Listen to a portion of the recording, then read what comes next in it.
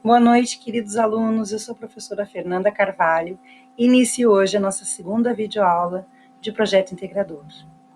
Bom, hoje nós vamos dar continuidade à construção do nosso projeto, né? Há uma etapa bem importante, que é a etapa da introdução. Gostaria já de iniciar com vocês dizendo que nós vamos dialogar sobre a introdução, a questão mais teórica, e que a questão mais ligada à BNT, eu vou encaminhar para vocês um PDF, onde vocês vão ter parágrafo, né, a quantidade de parágrafos que deve ser escrito no projeto, a introdução de um projeto, esses critérios. Caso vocês tenham dúvidas, eu gostaria que vocês me encaminhassem, que eu vou colocar aqui ao lado as dúvidas e vou responder, ok? Assim eu respondo para todos. Bom, vamos dar início, então? A introdução. Introdução é a parte do trabalho em que o assunto é apresentado como um todo, sem detalhes, né? Então, eu não vou fazer um detalhamento do meu assunto. Eu vou falar de forma mais sucinta, né? Clara. Trata-se do elemento explicativo do autor para o leitor. É a maneira como eu explico para você do que se trata o meu projeto, né? Do que ele fala, o que ele vai abordar. A introdução deve. Então, assim, galera, não é uma receita de bolo, mas são questões que devem conter aí na introdução e que são essenciais para que ela contemple a estrutura dela, né? Então, ela deve estabelecer o assunto de forma sucinta, sem deixar dúvidas. O que seria isso sucinta, galera? Seria de forma clara, né, objetiva, sem muitos rodeios. Então, a introdução ela tem que fazer essa abordagem do meu assunto. Evidenciar o período de abrangência da pesquisa, né, se ela vai ser uma pesquisa de 1 ano, de 6 meses, incluindo informações sobre a natureza e a importância do tema. Isso é importante, galera. Tenho que deixar claro já na introdução a importância do meu tema, né? O sujeito, o leitor que vai fazer a leitura da minha introdução, ele já tem que ter a noção, né, de que tema de pesquisa será abordado nesse projeto, ok? Dando sequência.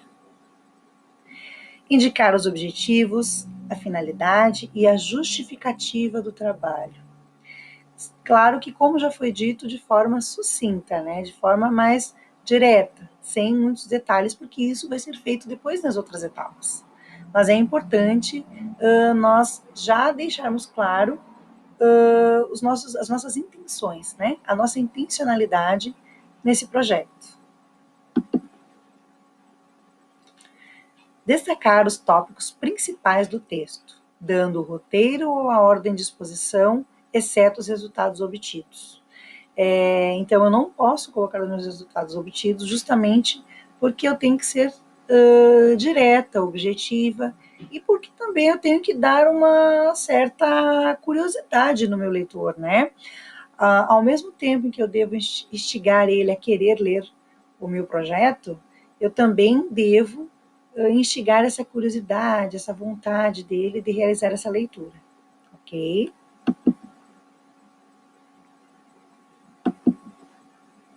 Considerações.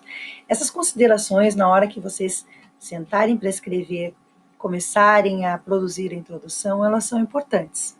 Elas não são uma receita de bolo, mas elas são essenciais para caracterizar a introdução, para que no momento em que eu for fazer a leitura, eu e o orientador de vocês, do projeto integrador, para que a gente consiga ver clareza nesta introdução, ok? Então, é na introdução que se consegue captar a atenção de quem está lendo, para que essa pessoa ganhe entusiasmo para ler o resto do trabalho. A questão que eu falei para vocês da curiosidade, né? Eu tenho que entusiasmar o meu leitor para que ele tenha vontade e interesse em ler o meu trabalho, para que ele perceba já, no primeiro momento, a importância do meu trabalho, né? Quanto ele vai ser significativo para pessoas. Se a introdução for bem feita e bem organizada, é meio caminho, né, para se ter um bom trabalho.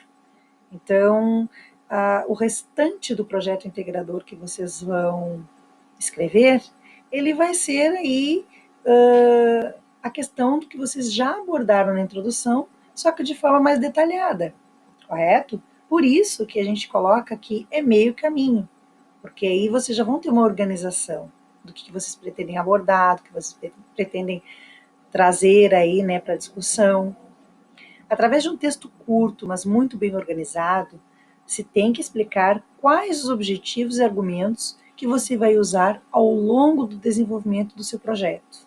Também é uma outra consideração aí que eu trago para vocês em relação à introdução, né?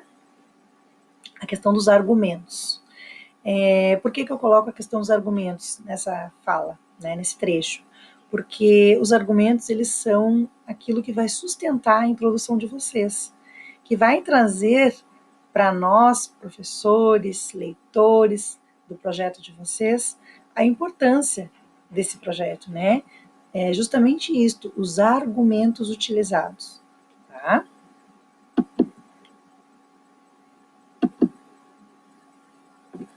Na introdução, você deve também referir quais os motivos que te levaram a escolher o assunto que você está tratando. E aí vocês têm que ter um cuidado muito importante, tá? Não exagere, até porque ia se tornar maçante para quem vai ler o seu projeto em seguida. Então, esses motivos, eles não podem ser apenas pessoais. Eles até podem ter, sim, uma origem mais individual, mas a intencionalidade ela deve ser abrangente, certo?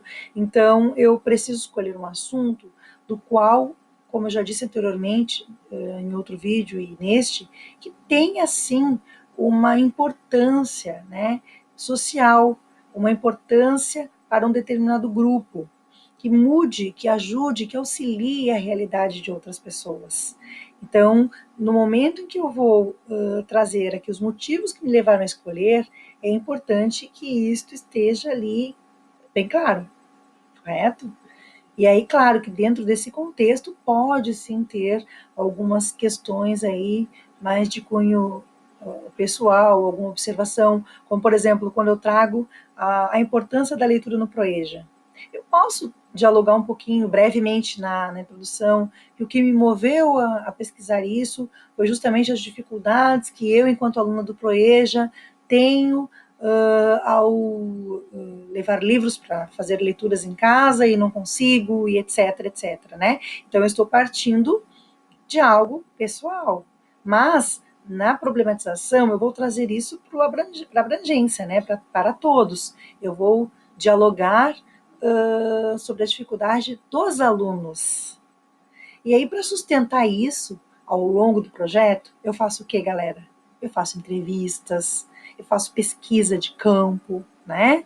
Eu vou em todos os espaços que possam me justificar esta problemática, ok? Mas eu só ilustrei isso para vocês conseguirem compreender quando a gente coloca ali dos motivos que levaram à escolha deste assunto que será tratado, tá? Dando continuidade, então, objetivos, né? O que se pretende com o desenvolvimento da pesquisa e quais os resultados se procura alcançar, certo?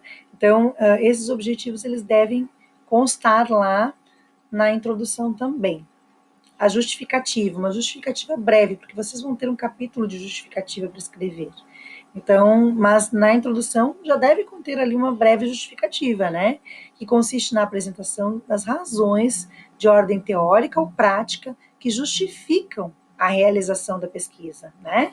Lembrem que eu coloquei para vocês no outro vídeo a pergunta, né, que existem perguntas que se faz. Então, a justificativa, né, por que ela é importante? Para quem ela serve, né, aquela pesquisa? Então, quando eu coloco para quem ela serve, eu já estou trazendo aí a justificativa, né, do porquê eu estou pesquisando.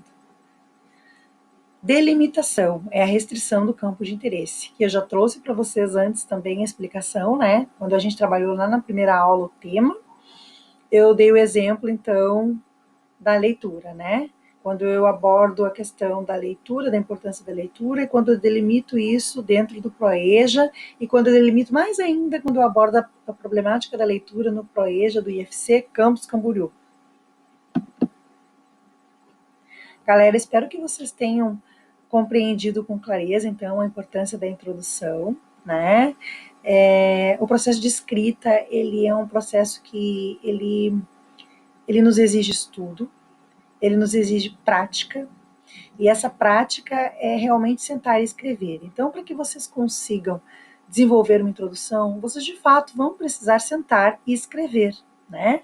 E pode, de repente, em algum momento, vocês terem alguma dificuldade, porque é justamente o que move a pesquisa e o pesquisador. A dificuldade de refletir como eu vou escrever, o que eu vou colocar, de que maneira eu quero me fazer claro. Então, coloco para vocês que isso é muito importante também, certo? Espero ter ajudado vocês com esta videoaula.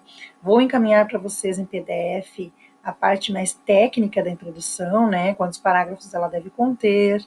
E vamos fazer um exercício aí também relacionado à introdução, ok?